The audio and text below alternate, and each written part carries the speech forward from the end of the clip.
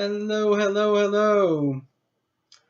Let me share with you a very, very, very important concept. Imagine a diamond. The top of the diamond represents the apex, the peak, the best case scenario. To the right of the diamond represents the normal scenario. To the left of the diamond represents the abnormal scenario.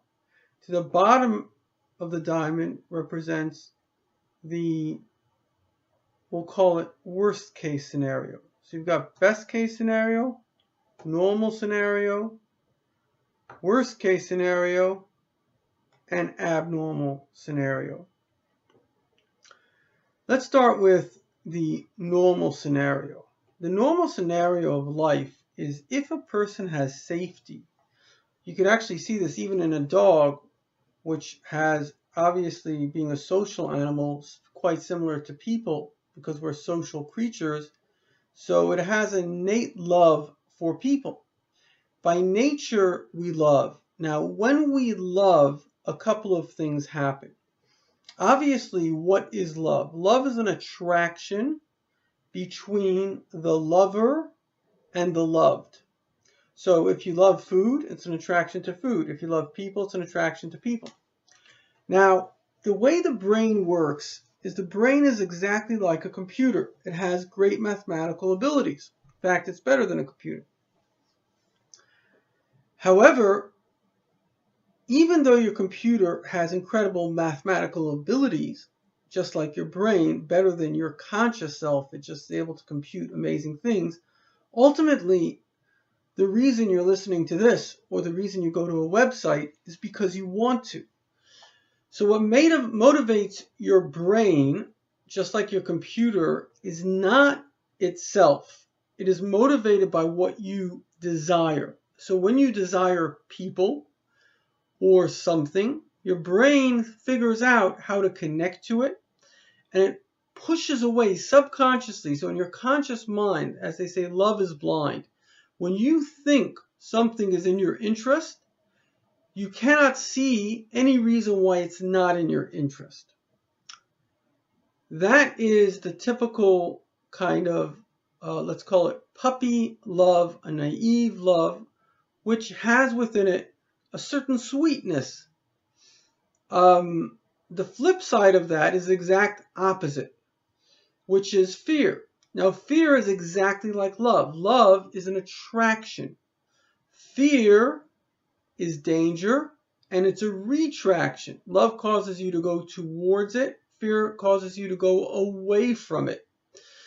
So unfortunately, many of us have been bullied, we've been shamed, and often what can happen is we can develop, instead of love for people, we can develop a fear of people. Now, when we have a fear of people, just like we have a fear of things, let's say you have a person, God forbid, allergic to bees. So he's going to see a lot more bees than you see because his fear will map out wherever there's a bee. And of course, if it's a danger, it will create panic and it will cause him to try to retract. So the same thing is with people. If we see people and we feel fear, we'll immediately see what could go wrong, and often we'll have a physical sensation, which is very, very sad because there's a part of us that wants to connect with people, even people, and 5% of the population, that's in America. In other countries like Japan, it's much, much higher. But 5% of the population has social phobia. They're afraid of people.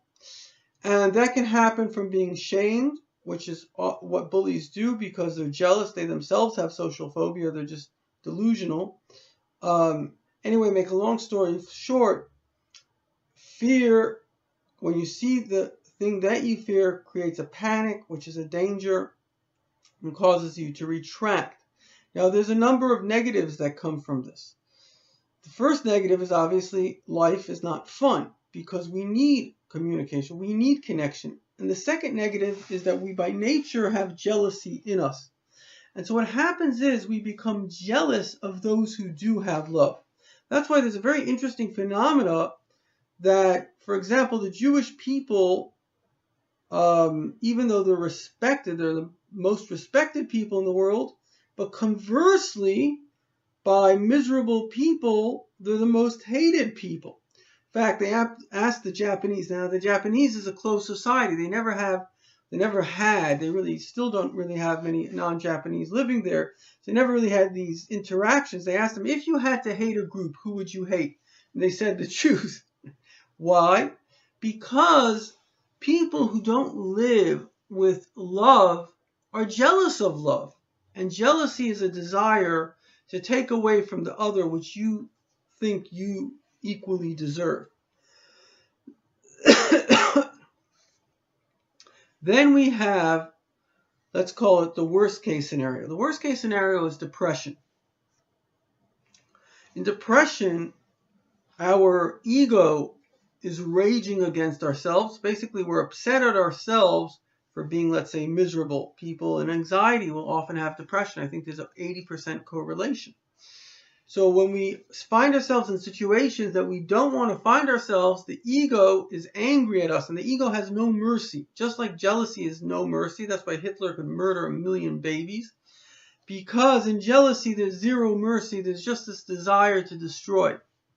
And so too, when the ego is angry at us for not basically making it happy or not giving it its way, it will become violent, vicious, and we know a lot of negative self-talk. One of the greatest things that happened to me, I met a great rabbi, Rabbi Bernard, and he told me, you're not allowed to say bad things about yourself. And since then, I stopped being negative to myself. Very important. You can't expect to be negative to yourself and be happy. And finally, and most importantly, we have the best case scenario. Now, the best case scenario is a spiritual reality, and that is to understand that life is not about you. You see, the ego gets angry at you or angry at someone when they make you upset. What if you could be a person that says, what about others? What about the bigger picture? Right? So if you're a parent and your child says something, you don't get upset at the child because you have a bigger picture in mind. It's just a little kid and you're there to help the kid. And the same thing in life, as long as you have a bigger picture, as long as you understand, like Joseph. So his brother sold him as a slave. Now I know if my brothers, God forbid, did that, I would hate them. But he didn't, not only did he not hate them, he loved them, he cared for them, he took care of them. You know why? Because he says, God sold me. You didn't sell me, God did it. You meant evil, God meant good. When we have this kind of perspective in life, and there are two things you have to live in the best case scenario. The first thing you have to have is a spiritual perspective on reality.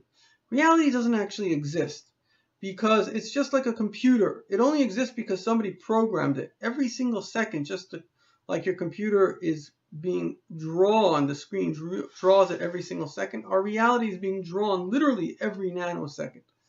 That's something Kabbalah spoke about thousands of years ago, and science has proven that atoms are popping in and out of existence.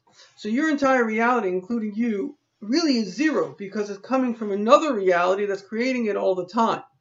And once you have that perspective, you understand that there's a deeper story to this. And the ultimate story is that God wishes, out of love, to be your guide.